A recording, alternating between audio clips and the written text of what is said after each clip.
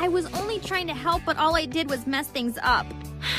I'm useless. I know exactly how you feel. Well, it's all about the boys playing with their macho toys, and they're making so much noise. I didn't really want to shout. My presence felt like an intrusion, causing way too much confusion. Now I've been sent into seclusion. I've been banished and cast out. I'm not trying to place the blame, but I'm feeling just the same. That we could be, yes we should be, in the game.